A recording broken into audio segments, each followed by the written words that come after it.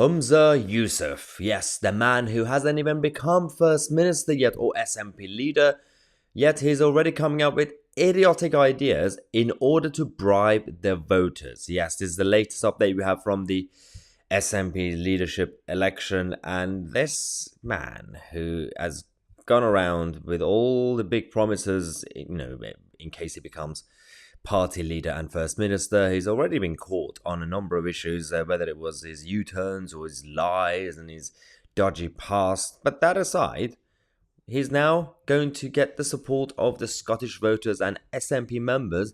Guess how? Oh yes, he's going to give away free football club memberships to people using taxpayers' money to keep them happy.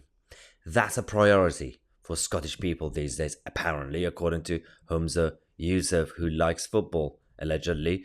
He's come out to say, well, I can defend my position. There's a very, very important need for people to have free football club memberships. Why not? He said, one of our great assets in Scotland is our love of the beautiful game.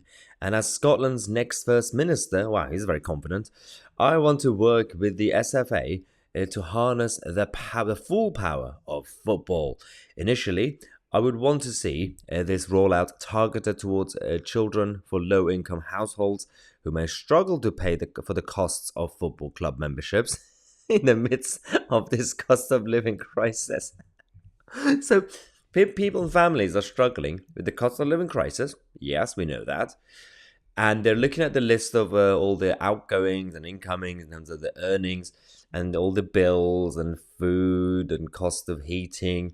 And then on top of that list, they also have, oh yeah, football club membership. If only the government could help me use other people's tax money to help me get a free football club membership, then I think I can manage with my cost of living crisis.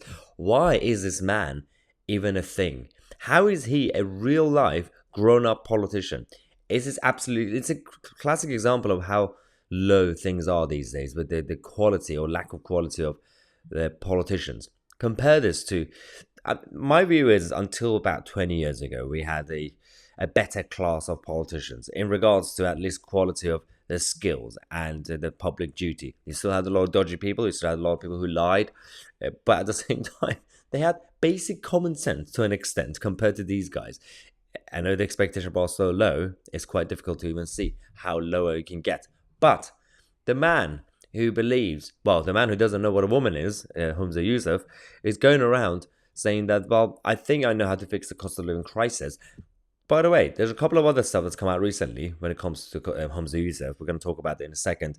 For example, we have Humza Yousaf backtracking over his fight and the SNP's fight with the UK government on the gender recognition bill.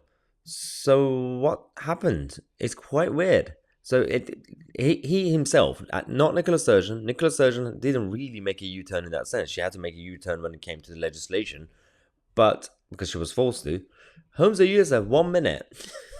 he's an LGBT ally, LGBT plus division, algebra, everything. But then next minute he says, well, we're going to give up the fight. And then after that, he says, well, we're going to have to basically get independent first. Okay, I get that. But then he's going to go around and contradict himself. Every single 10 minutes, this happens. Now, Humza now claims that the British government is foreign. I mean, constitutionally, legally, and culturally, this statement is inaccurate. Now, there is a point. There could be people in Cornwall right now, Cornish people who'd say, we want independence as well. There's a few of them who want that. But they still can't go around claiming that the British government or the Act of Union, the United Kingdom, is foreign. That's not how things work. There is a point about history and cultural links and legality of the Constitution. Foreign. It's funny how Humza Yousaf and the SNP are very much against a foreign state, which is the UK government, allegedly. But they're more than happy to join the European Union, that is an actual foreign entity. So they don't have a problem with the word foreign, clearly, but they have a problem with the word English. That's the real problem. Because if they had a problem with foreign, then why would you even bother joining the European Union and accepting all these new laws from Brussels? It makes absolutely no sense. The man is the king of contradictions. That's all he is. And we had Nicola Sturgeon, who was the queen of memory loss, and now we've got this guy. So it's going to be absolutely entertaining to see how things go over the next few days in this election. But this channel will keep you guys posted because the mainstream media are too busy talking about Westminster gossip and Boris Johnson's birthday cake. Thank you so much for watching. I'm Mahyar, Tousi, and we are the media.